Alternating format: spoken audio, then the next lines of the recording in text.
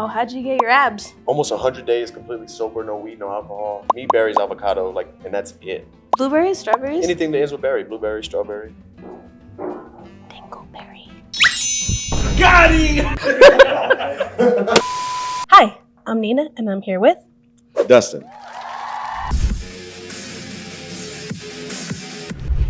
Period. Yeah. Yeah. Did you see the edit I made of you? Yes. It's cool, right? I saw that one before. The one of you asking me to do the alphabet. Yeah, that's cool. There was a fan edit, and then we made our own edit. Oh, that was cool. You recently said, I can't train like I used to, but I can still scrap. I mean, I can still train like I used to. It's just my body hurts way more. Doing 2 a days and hard training sessions twice a day is just. I'd rather do one, if something else, maybe a drill session. But yeah, I can scrap. You still scrap? I can still scrap. So my question is, do you think that drive and hunger after all of these years of fighting is what kept you amongst the greatest fighters in the lightweight division? The hunger just to try to be the best? Yeah, because it's like, even though, because you mentioned you're like, I can't train like I used to. But still scrapping, like basically you still have that dog in you. Like no matter what, it never left you. And I feel like for some people, they lose that, but you never lost it. No, I don't think I'll ever lose that. That's who I am. I think motivation and discipline have kept me at the top. Islam said that fighting you was one of his hardest fights, and you fought him with 2 broken ribs from Gamrot. When that happens in a sparring, do you ever, in the back of your mind, think like, the next time I see you, I'm gonna get my lick back? No, I did the opposite. I invited him here. He's flying in really? tonight. Yeah. Really? Gamrot's flying in tonight. So like, you don't want me to jump him or anything? If you kneel down and lean behind him, I'll push him. You push him? I'll push him. Yeah? Yeah. Yeah, that'll suffice. Yeah, I got him back. think that'll balance the scales. Okay. People always ask you who your hardest fight was and who hit you the hardest or gave you the toughest time, but I feel like every single one of your fights was it was like a legacy fight. It was one of your hardest fights. That's all your resume has, is incredible fights. Do you think this, amongst so many other things, is why you continue to be a fan favorite? Yeah, because I always go out there and try to finish, try to hurt my opponent. Yeah. And when I run into somebody who tries the same, it's always a great fight. And I think sometimes even if I have a clear path to victory, like an easier route, I find myself in a dogfight and not following the game plan, not doing, just... Jump the Gilly? Jump to Gilly, giving up positions. Yeah, for sure. Mm-hmm. And if the opportunity arises Saturday, guess what? Jump to Gilly again. Did you gotta try it? One last time, you gotta try it. One last time. One more time. Gonna celebrate. Celebrate. One last time. I have to. The thing is, unless I get a takedown and Max is building back up or something like that, he's probably not gonna be shooting double legs or giving me up, pushing me against the fence, going for single legs. There's not gonna be a whole lot of guillotine opportunities. Mm-hmm. But I promise you, if we scramble, bet the over on guillotines. You know what you should try just to be safe? After the bell rings. After the bell rings? Yeah. After the post or after a round? Like after the round, you should try it. Yep. All right. Because I don't want you to give up a position. I don't want to get fined or something. Oh, you get fined for that? Even I'm if you were sure. like, I'm just joking. It was just a joke. Yeah. It was just a joke. Are you still willing to fight Chandler anytime, any place after you retire? Man, we got to leave Chandler alone. He's been through a lot. He has been through a lot. Let's have some respect for the man. He's been through a lot. We love Chandler. No, we do. No, we do. I do love Chandler. I think he's a great guy. I don't know him personally, so he might be. He might be. No, but I think he's cool. I like Chandler. I just thought it was funny that you said you would put him in any place, but like it would be playful. Like I could kneel behind him and you could push him. Or we just leave him alone. We're just gonna leave him alone. We're just gonna leave Chandler alone. We're gonna leave him alone. We're gonna leave him alone. Okay, Thug Jitsu. I like when you said it. Thug Jitsu? Yeah, that's cool. Yeah, Eve Edwards, the Thug Jitsu godfather, the grandmaster. How's Thug Jitsu different than Brazilian Jiu-Jitsu? You have to have at least, I would think, like 2 or 3 misdemeanors on the record to be in Thug Jitsu. Dude, it's an elite class. Oh, yeah, for sure. Like before you can even get into the group, you have to commit crime. Right, misdemeanors. You don't need a small crime. Small crime. Petty theft. Yeah. What's a small crime? Robbing CVS. Jaywalking. Oh, wait, you can get fined for that? That's a small crime? Parking. Yeah, for sure. Jaywalking is illegal. Oh, I thought you meant like breaking and entering. No, that's a larger crime? I think that's a felony. Maybe It's a felony.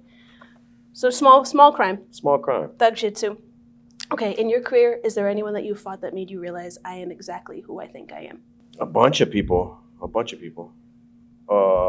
Benoit Saint Denis, Conor McGregor, Dan Hooker. Those are all great fights. The first Gaethje fight. Exactly who you think you are. Thug jitsu. Recently you said, this is my last time being 155 pounds. I'm going to start taking steroids. Once USADA stops knocking on my door, I'm getting jacked and tan. End quote. Beautiful quote. It's a good plan, right? I mean, when people get on steroids, they usually heal very fast. I know nothing about that. Yeah, no. Well, Liver King, no, that's not good. We won't talk about him. Some steroids, not all the steroids. Not all the steroids. Just like a small little cycle. I'll see. I'll get my stuff checked out and see where I'm at. I don't know. You don't know, but you gotta try because I know it has a lot of healing properties. Right. Peptides. But you don't want your head to get too big, like actually physically too big. You have to get right up to before your head gets too big, so that it stays proportionate to your body. Yeah, and my body will fill out too, though. Yeah, but some people, their head just, I don't know what happens. Do you know what I'm talking about? Actually, my body's kind of wide. If I get a little bit more head, I would maybe fill in. Oh, if your head got a little bit bigger? Yeah. So you want that? I mean, we'll see. Yeah, I guess we'll feel it out. It's a balancing act. Yeah, feel it out. Okay. What do you think has changed in the sport of fighting for the better since you started, and what do you think has changed in the sport of fighting for the worse? For the better, for sure, pay. The way that companies like the UFC, I'm talking about, the way they take care of the athletes medically and all the PI things they do, just information that they're giving to us all the time about different things. That's improved hugely. For the worse, all the clickbait stuff, all the headlines, the one-liners they try to steal and flip it, and all the fighters who are decent fighters, but they're more of like showmen. Mm-hmm. You know, Mm-hmm. I feel like a lot of that is forced. If it's like really that person, like a Conor or somebody like that, but when everybody tries to do it, it's just like kind of gets. I don't like it. Gives you an ick. Yeah. It's icky. That was my other question. If you had any icks. Do you have any icks? With fighting? Just in general in life. Is there something that people do like when it just gives you the ick? Smacking. Like their gums? Like eating and with the mouth open? Yeah, that's a like big that. one. Oh my god. It's kind of rude. Yeah. It also it ruins your appetite. Okay, you've said that you're a huge fight fan in general and you watch every fight, not just in the UFC. Why do you think as a fighter there are some fighters who don't watch fighting at all? Besides like Robbie Lawler, I don't know any fighters who don't watch any fighting. I know a lot of them. Like I always ask them, like, oh, do you watch tape? They don't watch tape. I ask them if they keep up with like fighters in their division. They don't keep up with fighters in it's to each their own, but I would figure like you would be watching that. I am. I'm watching it. Yeah. I'm watching it. Yeah, you're watching it. Okay, cool. I like the idea of the one-night tournament. Yeah, 25-minute first round. Wait, what? 25-minute first round? 15-minute first round. Okay. Maybe a sudden death, like 5-minute second round. Fights judged as a whole, no round by round. Multiple fights in one night? Yeah. I think that's good. It's just tough to do. I don't think any athletic commission is going to sanction it. Like to sanction it? Yeah. Why do you think that? You think that there's... Because it's bad for your brain. Oh. Well, what do you think of power slap? Bad for your brain? Oh, okay, your Roman Empire. What's something that you think about all the time that probably other people don't think about so much? Food. Food? I think about food every day. Yeah. Because you want to be a chef. You want to be a cook? I am a cook. You are a cook? Yeah. And you're gonna have your own cooking show. Maybe. I love that. I can't do the KO hot I brought a sauce. bunch of sauce with me, so next time I come, if you guys want some sauce. I love some sauce. I don't. It's in the car, valet, but yeah, the KO's hot. It's a little too hot. That's for my me. limit. That's your spice limit? Yeah. You ever been on hot wings? Yeah. Dude, I don't know. You don't end up in the hospital? I didn't. Dude, I would end up in the hospital so fast. There's no way. There's no physical way. Do you know what I found out?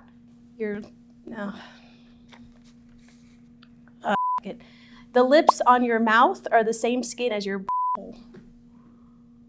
It's the same exact skin. So imagine you're eating the hot sauce and it's burning your mouth. Imagine. That's what I don't understand on hot wings. Is that what it's called? Hot wings? Hot ones? When they get up to that scalding, whatever, what is it called? Last dab? The decibel of hotness? That Scoville? Scoville? Your lips are falling out your mouth. There's no way it's not the same effect coming out. You don't agree? I mean, I've definitely had that happen before, but not usually. Not with hot sauce usually. Really? No. What would cause that? Like it's like usually not real. When that happens, I don't think it's usually like natural peppers and heat. It's usually like like the one artificial stuff. Like the one chip challenge? Or like a spicy chicken sandwich from somewhere that's not real, like it's modified and there's a bunch of additives and stuff. I think that's what God, I can't. I don't know how people do it. Okay, so cooking, it's your Roman Empire's food. Yeah, think about it every day. Think about it every day.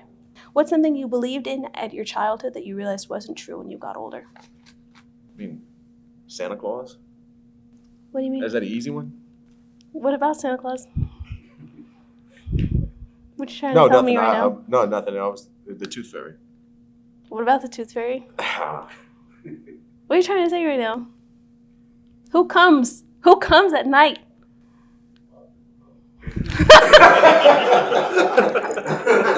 You remember the demon? The diamond butt plug. Okay, would you rather be cremated or buried? Cremated. Did see there's a company that takes the ashes and makes a diamond out of it. So Where would you put the diamond? damn. In a ballpark? Yeah, a ballpark. In a butt? You said butt plug? Oh, that's different. Yeah. He's here. Yeah, of course. The How demon. can I forget the demon? The seaman demon. Exactly.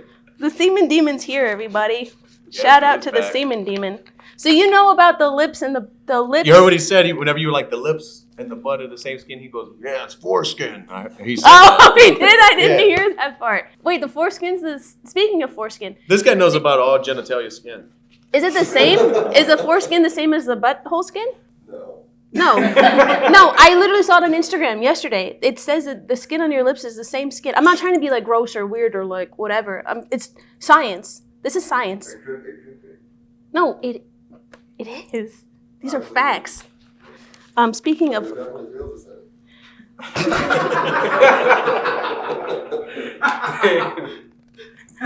Got a big smoocher over here. speaking of foreskin, did you see the new Twitter updates? I'm not really on X a whole lot. It's gotten crazy. Or Yeah. Twitter. Yeah, you Well, yeah, Connor got a little crazy on X. Did you happen to see his new pictures? You know, I was actually thinking about running for president of Ireland. I think at this point you have a really good shot if you're running against Connor. Oh, Connor. What the hell? Well, we'll skip that part. So I was going to ask you if there's anything that you have ever seen that you wish you'd unsee. One time when I was working at a buildings distribution job, like I delivered interior trim, windows, doors, stuff you build houses with. They were doing a remodel on a funeral home, but where they do the stuff at. A morgue. Kind of like that, and they didn't tell me. They were like, "Oh, just put it through the back doors." And I walked into a room, and there was a dead person with their mouth open, and their face was like changing different colors, and they didn't give me a warning. And that's still. Oh God, that's I wish I traumatic. didn't see that. Yeah. It got dark really quick. I thought it was something. I asked Paulo Costa, and he said it was gay porn. I would have rather that answer. Not that you would be watching that. Anyway, let's go to the next one. Strangest interaction with a fan you've ever had. I've had some strange ones. I mean, recently, like the most recent I can think of, somebody proposed to their wife at a meet and greet.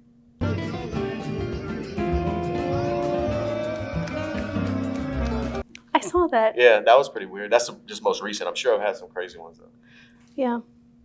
I mean, that's kind of sweet. Maybe he just wanted you to be there. Yeah. I think he just wanted you. That's the only way you could be there. It was just awkward because she had a Dustin Poirier shirt on, and it was just made me that's- feel weird. I was that's happy for her, weird. and she said yes. Oh, no, that's weird. She said that is yes. a little weird, yeah. So congrats to them. Yeah, congrats to them. Congrats to you guys. Dustin's going to send you some hot sauce. Yeah, I got you. Okay, who is one fighter you know that would be able to talk you both out of a bad situation? I don't know. Yeah. Maybe the seaman demon. No, we would be in deeper situations.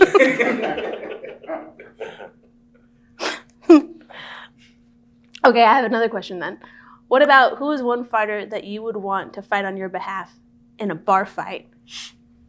But The they're seaman drunk? demon. The seaman demon. Yeah. You're not allowed to talk. You're not allowed to talk. You can't. There's no talking. You can't talk Dustin out of a situation, but you can help him get out Oh, for of sure. one. Yeah. Okay. For sure. Would you rather be stuck on an island with Conor McGregor or a cross-country road trip with Michael Chandler? Stuck on an island with Conor. Oh, really? Yeah. Even if, well, you haven't been on Twitter lately? No. Okay. What is something that you believed in your childhood that you realized wasn't true when you got older? You already said that. I did? Yeah. Tooth fairy. My father. Oh my God, the tooth. My father. Sorry, I messed it up. Okay, what is your most irrational fear? I don't really have. I don't know. Yeah. Like some people are terrified of spiders and stuff, like my wife is. Yeah. I don't really have one that I don't like snakes, but I'm not like. Like irrationally fearful of yeah. them, yeah. Yeah. I don't really have one. Mine's tidal waves. I think they're always going to happen. Probably. I've never seen one. They're terrifying. You ever see Day After Tomorrow? Maybe a long time ago. In a street fight, what is a telltale sign that someone cannot fight? I mean, it's really tough there. There's no telltale sign. What about when they hold their hands like Yeah, I mean, if you have, if the integrity of your wrist to hand where it meets, yeah. that's not a good punch. What if they give you the good old The fisticuffs, now, fisticuffs? you can still get whipped by somebody like that. You think so? If they have a mustache, yes. Mustache. Yeah, with Mustache no mustache in included. this, might be safe. Mustache and this, Watch out. tread lightly. Thug jitsu. Okay. Okay, while in Florida, what was the most Florida thing you've ever seen? I've seen people stop in the middle of the day at stop signs and get out the car and pee. It's very Florida. That's pretty Florida. It's pretty Florida. Yeah. Is there any... Iguanas, roadkill, like how you would see a squirrel or something, or And it's iguanas? yeah. You ever see any like loose alligators or crocodiles? No, nothing. Oh, ducks just flying and landing in the pool. That stuff's pretty Florida. But nothing like running a truck through a nail salon or... I haven't been. No. Okay. Who do you think would win in a street fight just based off of where they were raised alone, Florida or Louisiana? That's a tough one. It's hard, right? That's a tough one. Okay, I gotta go Louisiana just because I gotta represent Louisiana, but that's a tough one. What about a verbal fight?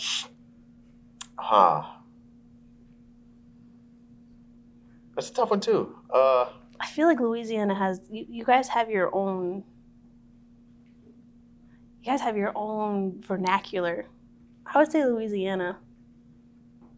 I would have to say Louisiana.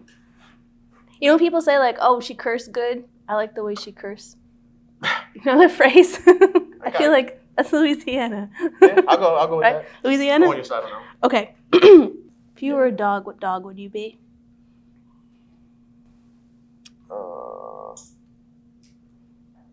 These are weird questions. I'm trying to come up with something good. No, anything works. Anything works. Like, if I was a dog, I'd be a dog. I'd be a Pomeranian.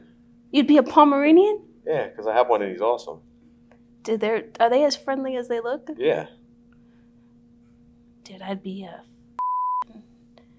What would I be? My boy Sabah would be a weenie dog. Like in Toy Story? Yeah, a slinky dog. My second to last question. Who is the most famous person in your contact list, and can we call them? I'm not sure. I have a couple probably, but I don't want to call anybody. You said that the last 2 times I've asked you. Oh, how'd you get your abs? I'm almost 100 days completely sober, no weed, no alcohol. Mm-hmm. And I've been eating just meat and berries. Not a whole lot of vegetables. For months now. Yeah. Meat, berries, avocado, and that's it. Mm-hmm. Berries? Berries. Like blueberries, strawberries? Anything that ends with berry. Blueberry, strawberry. Dingleberry.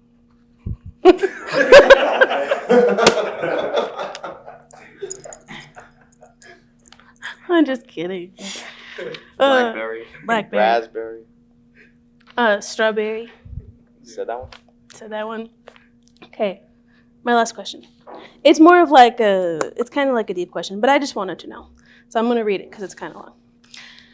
You said before that meditation and sports psychology helped you a lot in your darkest times. Do you think that things that made you upset or angry or triggered when you were younger, that if they were to happen to you now, would they have the same effect on you? Or do you feel like finding that bit of calm has helped you? Do you think that just age or being a father or having experience or a little bit of everything? Or is your fuse similar to when you were younger? No, fuse is definitely different. Mm-hmm.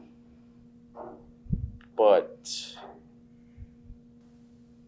my therapist said a lot of stuff that does trigger me is linked to stuff that happened or stuff I went through when I was a kid. Yeah.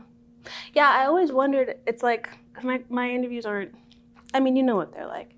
But I always wonder, when I speak to a lot of fighters, sometimes I want to ask, is fighting sometimes a result of, I don't want to say trauma, but maybe something like this that allowed you to find yourself to become exactly who you wanted to be or needed to be when you were younger. And then as you got older, you became exactly what you were looking for. So that when you became a father and a husband, that you could actualize into that person. Because I feel like with mixed martial arts, it's not just... It's a way better question than the previous 20. Oh, This yeah. is the best question. Yeah, really? Yeah, it's a good one. It's a real question. Well, I have a bunch of these, but sometimes when I ask them, people are like, we don't want you to ask me those questions. They don't like them. But with you, I just feel like, I don't know, I guess I always wanted to know because you spoke about it sometimes. And then I wonder, when it does come to mixed martial arts, a lot of it is the training and the discipline, but you can't have that without the mental strength and the discipline that comes along with it. So I wonder, do a lot of fighters that fight or have that drive to keep fighting is because they have maybe some unresolved trauma that they use when they are fighting? Or is it possible to heal that trauma and still be just as good as a fighter as you were before you found that peace? For sure, it's possible to heal it or to not have any at all and be a successful fighter. I don't think you have to have one to have the other, but I think a lot of fighters do have it because we were just talking about in the car, most fighters aren't coming from trust funds. It's coming from hard areas, coming from you work from what you get, and might not have had another option to, make the kind of living or reach their goals. Yeah. Because for instance, Sean and I talk about it a lot. He refuses to get therapy because he uses the anger that he has from his childhood when he steps in the octagon to be that person that that keeps him pushing forward and driving forward. He uses a lot of that. But I don't know if that's common or if other fighters maybe do the same or use that same motivation, or if there's a way to have that but push past it and continue to find that drive to keep fighting. Yeah, I'm sure he's not the only one. I'm sure there's a bunch of them. They just open up and talk about it. Yeah. So like how Deontay Wilder, he did ayahuasca. Okay, I didn't know. He went on an ayahuasca journey, and Deontay Wilder is an incredible boxer, like absolutely incredible. I wouldn't say that. He's a great puncher. He's an incredible puncher. He's great at punching. But like for a while, he was one of the greatest punchers. He's great at punching. But he went and he tried ayahuasca, and he went on this like healing journey. And I guess after that, he lost that desire to be violent. Not that I'm saying boxing and violence is the same, but he lost that kind of drive to get in there and to do it and to keep pushing, because he said he found like a peace or a healing through doing ayahuasca. So that was his own form of therapy. So I'm just wondering if it's, obviously everybody's different, but I don't know. I just wondered if there was something there, or if you had an experience with it. No, never. Yeah, me neither. Sometimes they say you see. I'm sober. I'm almost 100 days sober. Yeah, Oh, would that be considered breaking sobriety if you did ayahuasca? Oh yeah, like To the peyote 10th and stuff. power. To the 10th power. Oh, it's different. But like you're not doing it to have a good time. Like I wouldn't do it to relax. Yeah. Still serious stuff. Yeah. Peyote. In the desert. Never No, done it. me neither. I can't do drugs. My questions would be way worse. Anyway, that doesn't concludes. Oh, last one. What do you think of Power Slap? Ridiculous. And that, everyone, is my final interview with Dustin the Diamond Poirier. Any last words? Sick. Okay, everyone, go and watch Dustin the Diamond Poirier fight UFC 318 on July 19th. Tune in, check it out, and we'll see you there. Oh, hey, you need my arm for this one. So my forearm bone. The forearm bone. Now, if you squeeze that. That's nice. That's You tap? Really? Oh, man, it feels like I feel like I would punch your neck if I squeezed. Was that too hard? Was that bad?